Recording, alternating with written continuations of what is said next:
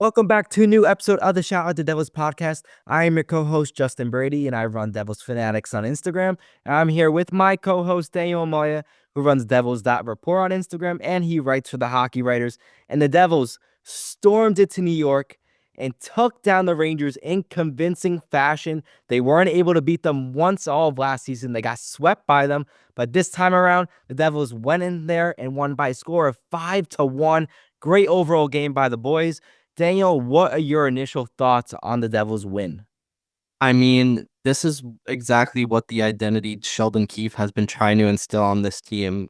It really just came out in full force. I can't truly say that they dominated the pace of play for a while. They were getting outshot by over 10. Um, but they blocked a ton of shots. They had high danger chances and capitalized on them as opposed to passing them up like they have previously. And they got a good goaltending performance. And when you combine all that plus a red hot power play, first in the league, you're gonna get victories regardless. They're not always gonna be pretty.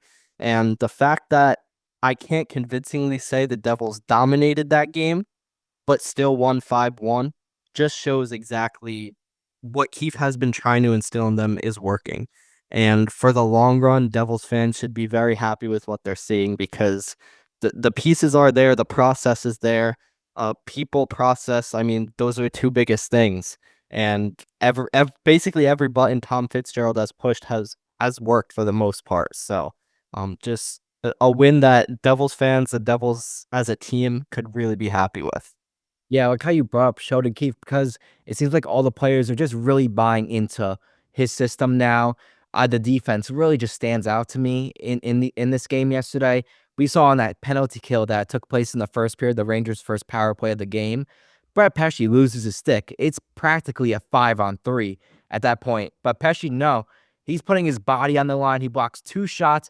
Eric Holla gives him his stick, and then Eric Holla blocks a shot without a stick.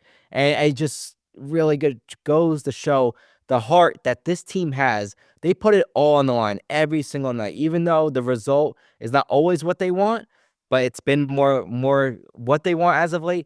But they're putting it out all down on the line every single game, and you got to give them credit where credit's due. Defense, they're working their asses off.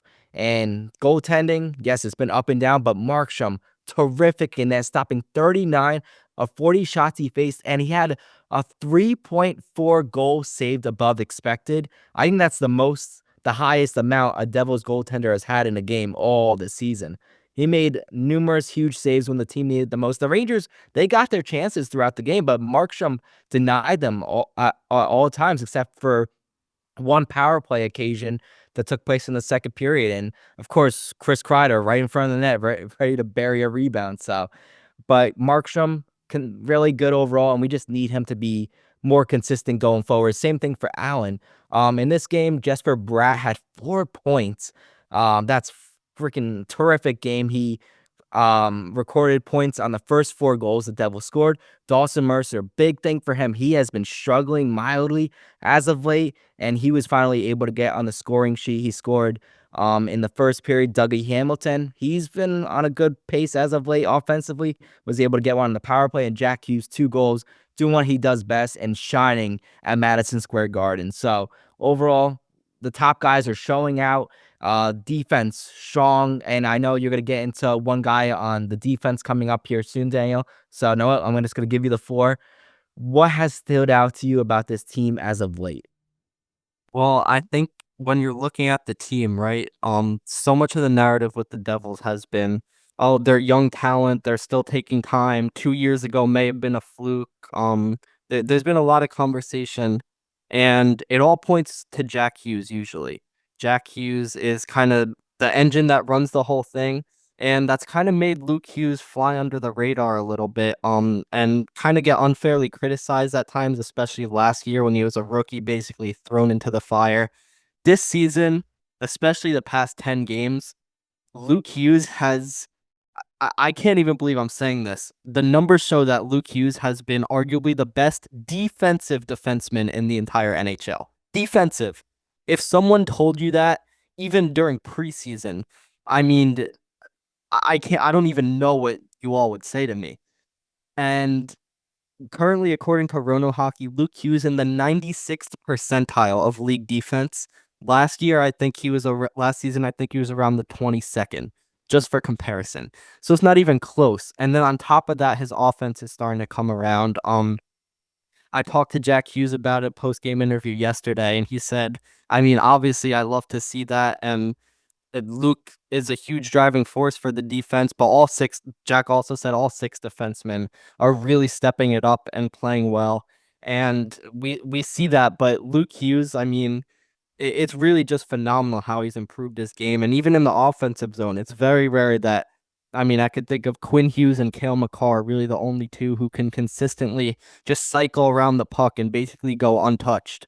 And that's what Luke Hughes has been doing lately. And 6 points in his last 6 games, it's proving on the score sheet. But the fact that he's able to contribute in that manner offensively and then still play basically world-class defense. And a lot of it's because of his speed. I mean, 99th percentile in skating speed, one of the fastest guys in the world on skates. I mean, that allows him to recover for so many mistakes, but the mistakes haven't even really been happening. They were the first few games which is fine. He was coming back from injury. You can't expect someone to be perfect. But since then, I mean, I have truly been blown away, and I'd be lying if I said I expected anything close to this. I thought it would be a while before we find Luke Hughes coming into his footing defensively, if ever. I thought maybe he was gonna be one of those guys that's always an defensive liability, but the offense could maybe make up for it. No, Luke Hughes defensively has been better than he's been offensively, and offensively lately he's been great. I mean, I, I'm kind of beating a dead horse at this point, but it's truly just mind-boggling the improvement Luke Hughes has shown, and I think a lot of that credit goes to Tarrytown, New York's own Brett Pesci. You see his dad always fired up on Twitter. His dad Brian, he's probably the Devils' biggest fan right now. But Brett has been phenomenal. There's a reason he's getting consideration for the Four Nations face-off for Team USA, even though he only has 1 point on the season, and he's just been a menace defensively, eating pucks. He averages over 2 block shots per game. That's ridiculous. I mean, that's towards the top of the league. Just transitions the puck well, always in the right spot. And the way him and Luke have worked together, I mean, it's like they've known each other for 15 years, but 15 years ago, Luke just learned how to walk a few years before that. So it's definitely not the case, but wow. The improvement in the Devils defense as a whole, it's just been tremendous, but Luke Hughes by far the biggest step of anybody. Yeah, no, 100% agreed on that. And Luke Hughes knew last season his play in his rookie year just was not good enough. Defensively, he knew he was a liability for the team, made so many crucial mistakes, so many turnovers in their own end. And he knew that came into the offseason, knew he had to address those issues. And obviously, being paired with Brett Pesci, one of the best defensive defensemen in the whole entire NHL, helps a big ton. He's been learning a lot, has been learning how to play a more defensive style game. And the one thing I don't like that Devils fans have been looking at is like, oh, we haven't been getting enough offense from him. But who cares, honestly?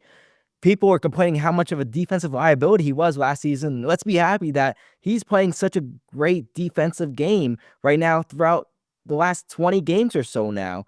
And the offense is starting to come now. He has, I believe, like 8 points in his like last 10 or 11 games. The offense is starting to come to him. Unfortunately, he has not been able to find the back of the net, but it will come at some point. And once he gets one goal, I feel like it's just going to keep on coming for him. And then he's just become this all around great, complete defenseman, kind of like a Cale Makar or a player like that. Maybe in 2, 3 years down the line, that's what you're hoping, or a Quinn Hughes, for example. That's what you're hoping what you're getting with Luke Hughes. And usually, when it comes to players that are coming into their sophomore year, you get that sophomore slump.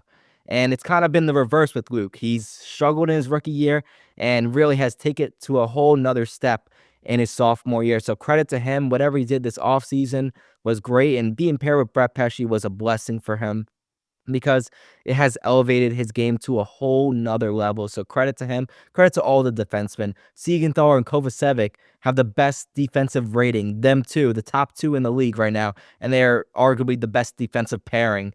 Defensively, at least in the league right now. So, and then Brendan Dillon and Dougie Hamilton, they're doing their own things. Dylan bringing the physicality, Dougie Hamilton providing that offense, especially on the power play.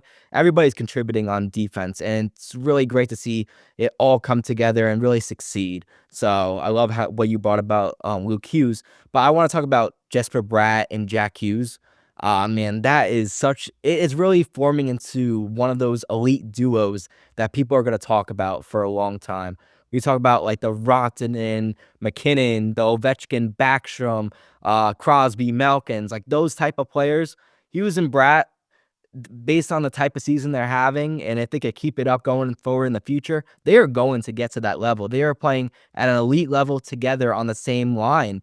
They have 15 points combined in their last 3 games. So they're basically they've averaged 5 points a game in the last 3 games. And their Brad is on pace for 103 points. Jack Hughes is on pace for 96 points right now. And they're just playing at a whole nother level. Jack Hughes really got off to a slow start, and that is just not the scenario anymore. He is off and running. He is contributing every night. He's had 7 what is it stat? He's had 7 3-point nights, which is more than any other NHL player right now in the league. That's huge. You're getting big performances from your top player and big games. Like, for example, yesterday, and Jesper Bratt is doing the same thing as well. And really, they just play well together, bounce off each other, make crisp passes. They're both great playmakers, but they can also find the back of the net easily with great shots and stuff like that. So really credit to them. It's not like they're putting the team on their back either. They're just really providing that offense from the top lines that this team needs. So credit to Jesper Bratt and Jack Hughes. Yeah, and I think especially against the Rangers is when the performance of Jack Hughes gets magnified. It seems like every time he shows up for the Hudson River rivalry, and Igor Shesterkin said it himself that Jack Hughes is one of the toughest players he's ever had to face. And you could tell why when you watch a game like last night, because Jack Hughes was pretty solid in the first period, and you just had a feeling one was coming, then one comes, then another comes, and there you are. I mean, Jack Hughes just making a stamp on the game, as he always does against the Rangers, and I feel like we can't talk about Jack Hughes without talking about what went on the MSG broadcast, the Rangers broadcast. Um, Steve Valiquette, Rangers broadcaster, basically said, I mean, you probably all know at this point that Jack Hughes is trying to embarrass Igor Shesterkin by going to the Forsberg move on his breakaway up 2-0 in the first period.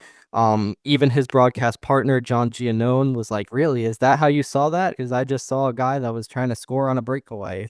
It's really not that deep.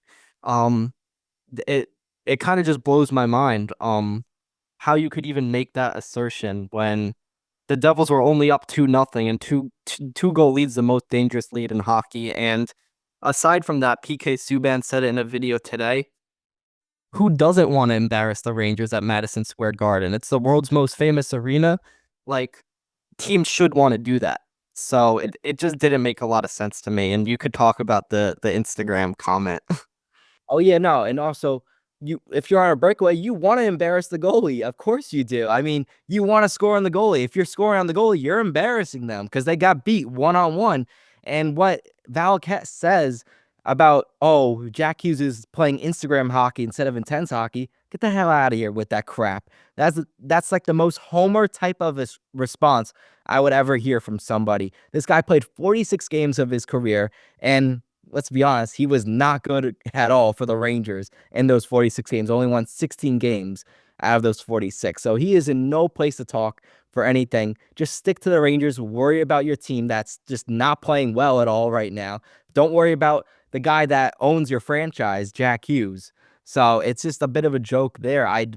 Jack Hughes is just trying to make a simple move on Shesterkin. Shesterkin, one of the best goalies in all NHL. Yes, he hasn't had the best year so far, but still is. So Jack Hughes is going a little bit out of the box. Jack Hughes is capable of doing a Forsberg type move with the one hand. And in that moment, look, you're on a breakaway. You only have 2 to 3 seconds to think of what type of move you're going to do or whether you're going to shoot it or not. And that's what he did in that instance. And there's nothing wrong with that.